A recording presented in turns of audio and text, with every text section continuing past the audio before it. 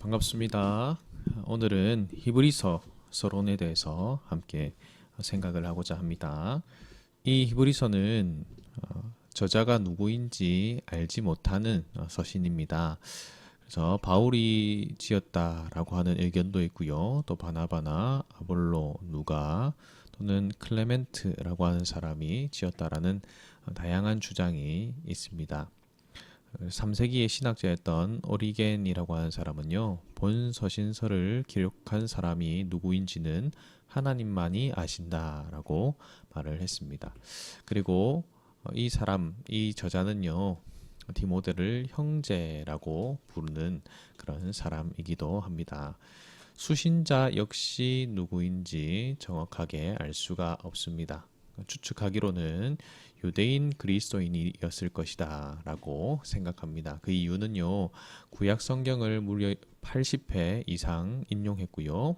독자들이 구약의 제사 의식을 잘 알고 있었던 것으로 간주할 수 있습니다. 그래서 그 내용을 보면 제사와 관련된 부분들이 많이 나오게 됩니다. 그리고 기독교와 유대교를 자주 비교하고요. 유대교로 돌아가는 것을 막으려 하는 그런 내용들이 있습니다. 그리고 이미 믿는 성도들이었고요. 그리스도를 직접 눈으로 본 사람들의 간증을 통해서 믿게 된 2세대의 그리스도인이었을 것입니다. 그리고 로마에 사는 유대인 그리스도인이었을 것이고요. 신앙에 있어서는 초보자들은 아니었을 것이라고 추측합니다. 그리고 복음에 굳게 선 자신들의 믿음 때문에 지금까지 고난을 잘 인내해 왔다라는 것을 알 수가 있습니다. 듣는 것이 둔하여서 휩쓸려 갈 위험에 처해 있었던 그런 수신자들을 향하여서 이 서신을 기록하였습니다. 언제 기록했나라고 생각하면요, 아마도 주후 64년에서 68년경에 기록되었을 것이고요. 그 이유는 히브리서가 주 70년에 있었던 예루살렘 멸망과 구약의 제사 제도가 무너진 사실을 전혀 언급하고 있지 않습니다. 그리고 디모데가 아직까지 살아 있었다라는 것들을 통해서 이 연대로 추측을 합니다. 그리고 주후 95년에 로마의 클레멘트라고 하는 사람이 있었는데요. 이 사람이 히브리서의 내용을 인용을 했기 때문에 그 이전에 기록했다라는 것이죠. 저자나 수신자와 동일하게 어디에서 기록했는지 이것 역시 정확하게 알 수는 없습니다. 그렇다면 주제가 무엇일까요? 이 히브리서의 주제는요, 그리스도가 우월하다라는 겁니다. 즉 그리스도의 우월성에 대해서 기록을 하고 있습니다. 히브리서는 기독교를 버리고 옛날의 유대교로 돌아가는 것을 막기 위해서 그리스도의 인격, 행하신 사역의 우월성을 논증하고 있습니다. 기독교인들에 대한 박해가 점점 커져가게 되자 그리스도인들이 다시 유대교로 개종하려는 그런 모습들이 있었다고 합니다.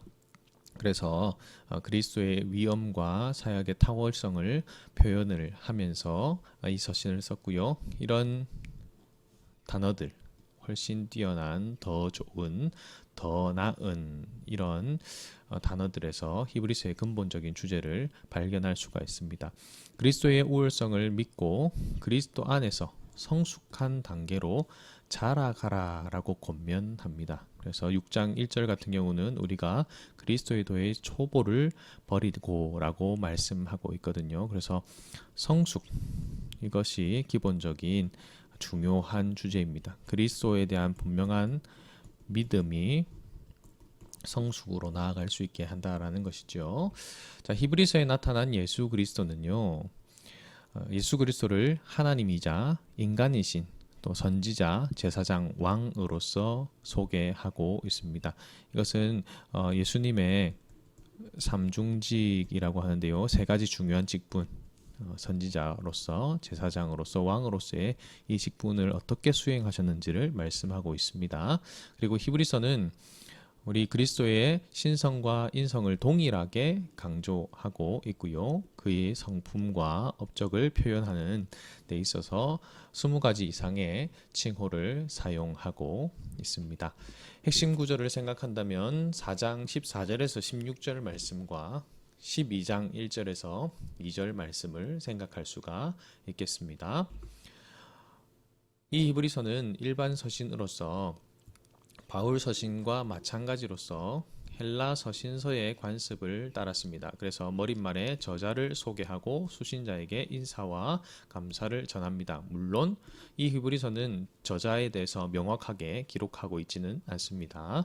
본론에서는 편지 내용을 기록하고요. 결론에서는 글을 맺는 것을 이런 형식을 따랐다라는 겁니다. 특별히 히브리서 같은 경우는 편지라기보다는 설교문 형식과 내용을 갖추고 있는 것을 볼 수가 있습니다. 그리고 히브리서는 모형과 참 실상의 관계를 통해서 그리스도의 우월성을 증명하고 있습니다. 즉 유대교에 비해서 이 기독교가 우월하다라는 거고요. 유대교는 뭡니까? 모형이라는 겁니다. 그리고 기독교는 실상이라고 말하는 겁니다. 그래서 구약에 나타난 것은 모형으로서 참된 실제인 그리스도 그리고 그분이 하신 일을 온전하게 드러내는 그런 이야기다라고 말씀하고 있는 것이지요. 히브리서에서 즐겨 쓴 표현은요. 아까도 말했지만 훨씬 뛰어난, 더 좋은, 그리고 더 나은입니다. 왜 그렇다고요? 우월성을 드러내기 위해서라는 거죠. 히브리서는 기독교를 버리고 옛날의 유대교로 돌아가려고 하는 자들에게 그리스도의 충족성과 우월성을 알려주기 위해서 기록이 되었습니다. 그것으로 인해서 기독론이나 구원론과 관련하여서 중요한 교리적인 공헌을 하고 있는 귀한 서신이라고 할 수가 있습니다. 이 히브리서 어떻게 보면 읽으면서 조금은 어렵다라고 느낄 수도 있겠지만요. 이 말씀 가운데에서 우리가 믿음의 초보의 모습을 버리고 성숙하고 성장한 모습으로 나아갈 수 있는 모습이 있기를 바랍니다.